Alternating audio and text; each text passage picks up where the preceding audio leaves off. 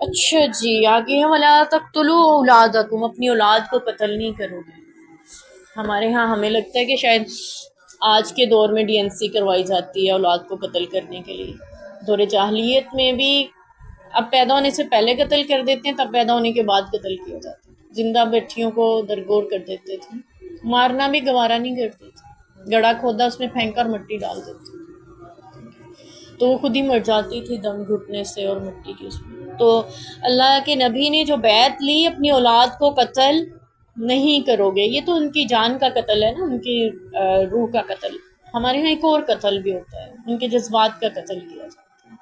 بیٹیوں کو ویسے اہمیت نہیں دی جاتی جیسے بیٹوں کو دی جا رہی ہوتی ہے، یہ بھی اولاد کا قتل کے مترادف ہے۔ اللہ نے ہدایت نصیب کر، یا پھر کسی ایک بیٹے کو بہت زیادہ اہمیت دی جا رہی ہوتی ہے، دوسروں کو بالکل فراموش کر دیا جا رہا ہوتا ہے، یہ بھی اولاد کے قتل کے زمرے میں آ جاتا ہے کہ آپ اس کے جذبات کا، اس کی ضروریات کا، اس کے احساسات کا قتل کر رہے ہوتے ہیں۔ اللہ تعالیٰ ہمیں ہدایت نصیب فرمائے۔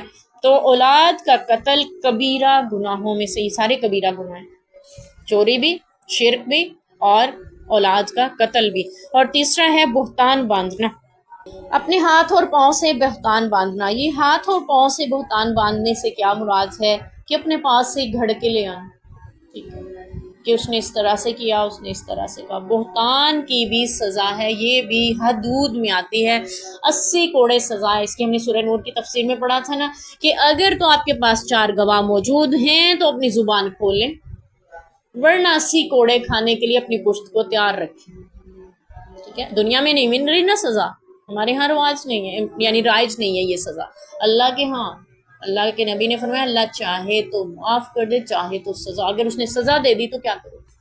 اور جس پہ بہتان لگا رہے ہو، اگرچہ تم سچے ہو، اگرچہ تمہیں سچے ہو بہتان لگانے میں، لیکن گواہ نہیں ہے تو زبان بند رکھے۔ کیوں؟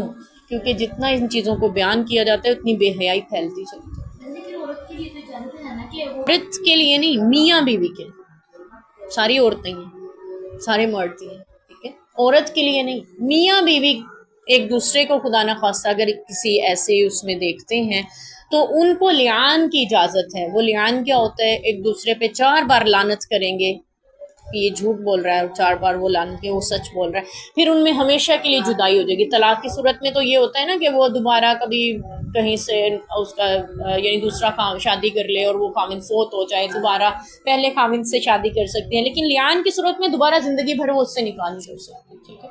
تو میاں بیوی کو اجازت ہے، عام کسی کو نہیں ہے، ٹھیک ہے۔ میاں بھی اگر اس نے اپنی بیوی کو خدا نخواستہ اس حالت میں دیکھا، 4 قسمیں کھا کے کہے گا کہ وہ اس کی بیوی جو ہے وہ اچھی نہیں ہے، یعنی اس طرح سے، اور 5ویں قسم کھا کے کہے گا کہ اگر وہ جھوٹ بول رہا ہے یعنی اس پہ بہتان لگا رہا ہے تو اس پہ اللہ کا عذاب نازل ہے۔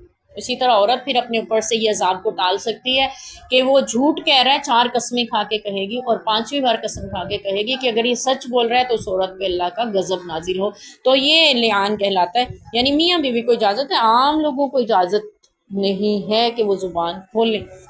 اللہ تعالیٰ اپنی